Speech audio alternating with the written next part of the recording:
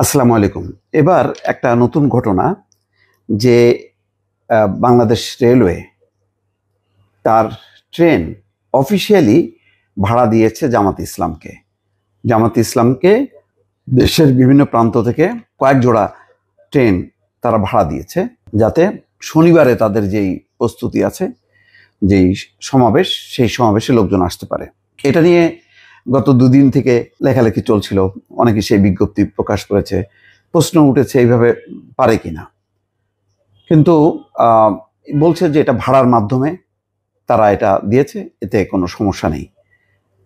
এর আগে বিগত 15 বছরে আওয়ামী লীগও কিন্তু চুপি চাপে ব্যবহার করছে, কিন্তু অফিসিয়ালি একেবারে মানে আওয়ামী লীগকে দেওয়া হলো এইভাবে কেউ রেলওয়ে দিতে পারেনি।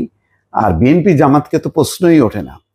তো আওয়ামী লীগ তার সুবিধার মতন করে ব্যবহার করেছে সমাবেশের জন্য, কিন্তু এবার একদম অফিসিয়ালি করা হলো।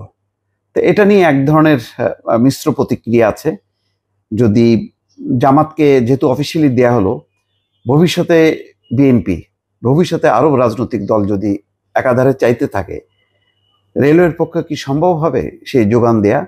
রেলওয়ের কি এত মানে পর্যাপ্ত বগি আছে কিনা, ট্রেন আছে কিনা, আর সেটা করতে যে সাধারণ যাত্রীদের উপর প্রভাব পড়বে কিনা, অর্থাৎ তারা আসতে পারলো না। এখানে রেলওয়ে যুক্তি দিয়েছে যে যদি তারা ভাড়া না দিত তাহলে ওই সাধারণ যাত্রীদের জন্য যে ট্রেন, সেখানে তারা উঠতে পারতো এবং অনেকে বিনা ভাড়ার প্যাসেঞ্জারের সংখ্যা বেড়ে যেত।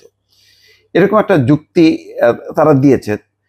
তবে মানে খুব যে মানে এটা অন্যায় করেছে এটা বলা যাবে না, কিন্তু সমস্যা হলো যে এটা নিয়ে ভবিষ্যতে একটা চাপ তৈরি হতে পারে, বিতর্ক তৈরি হতে পারে। আমি জানি না বাংলাদেশ রেলওয়ের সেই সক্ষমতা আছে কিনা, যখন রাজনৈতিক দলগুলো চাইবে তখন তারা দিবে। অন্তত জামাত ইসলামীকে যেহেতু তারা অফিসিয়ালি দিয়েছে, এখন প্রত্যেকটা রাজনৈতিক দলগুলোর কিন্তু অধিকার আসলো যে তারা এইভাবে তারা ভাড়া নিতে পারবে।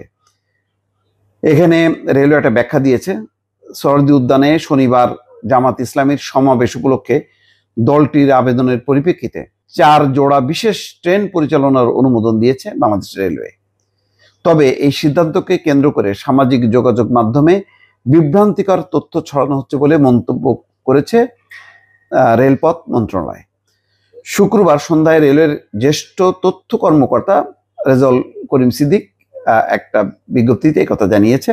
তারা বলছে যে আগামীকাল সরদি উদ্যানে জাতীয় সমাবেশ আয়োজন করেছে জামাত ইসলাম। এর আগে রাজধানীর পল্টন ময়দান, পুরান পল্টন এবং বায়তুল মোকাররমে কর্মসূচি পালন করলেও এই প্রথম সরদি উদ্যানে সমাবেশের ডাক দিয়েছে দলটি।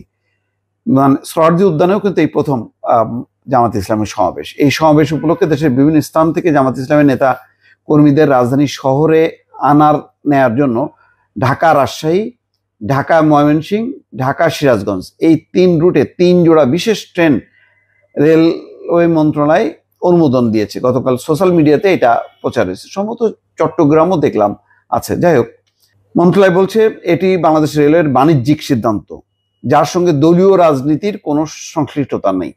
দলীয় প্রোগ্রাম এটা দলকে ভাড়া দিতে পারে অফিসিয়ালি। আমি তো বললাম তো, যদি এটা সক্ষমতা থাকে ভালো, রেলওয়ে তারা এটা তার ভাড়া আসলো একেবারে ক্যাশ ভাড়া বাবদ 32 লাখ টাকা অগ্রিম পরিশোধ করেছে দলটির সংশ্লিষ্ট শাখা, যা রেলের আয় বাড়িয়েছে। তো এই আয় বাড়ানোর ক্ষেত্রে এখন রাজনৈতিক দলগুলি ভূমিকা রাখবে, রেলের যে লোকসান, সেই লোকসান কমবে, এটা একটা যুক্তি হতে পারে। কিন্তু ওইটাই হবে রেলওয়েকে এখন, কিন্তু যেহেতু অফিসিয়ালি একবার দিয়েছে জামাতকে, এখন অন্যদেরকেও দিতে হবে। এখন কেউ যদি অ্যাফোর্ড করতে পারে তাহলে সে নেবে। আগামীকাল সাপ্তাহিক ছুটির দিন হয়, এদিন চাহিদা যাত্রী তুলনামূলকভাবে কম থাকে। ছুটির দিনে তো চলাচল মনে হয় বেশি থাকে। যাই হোক, জানি না এটা কোন যুক্তি। তাহলে শুক্র শনিবার অথবা শনিবার সবাই টার্গেট করবে সমাবেশ করার ক্ষেত্রে। ফলে নিয়মিত কোনো ট্রেনের যাত্রী বা যাত্রীদের উপরে নেতিবাচক পড়বে না। বিশেষ ট্রেন না চালালে নেতা কর্মীদের ভ্রমণে চাপ পড়তো নিয়মিত ট্রেনে, বাড়ত বিনা টিকেটে ভ্রমণ, যা রাজস্ব হারানোর পাশাপাশি যাত্রীদের ভোগান্তি বাড়িয়ে দিত। যাই হোক, এটা একটা নতুন ট্রেন চালু হলো।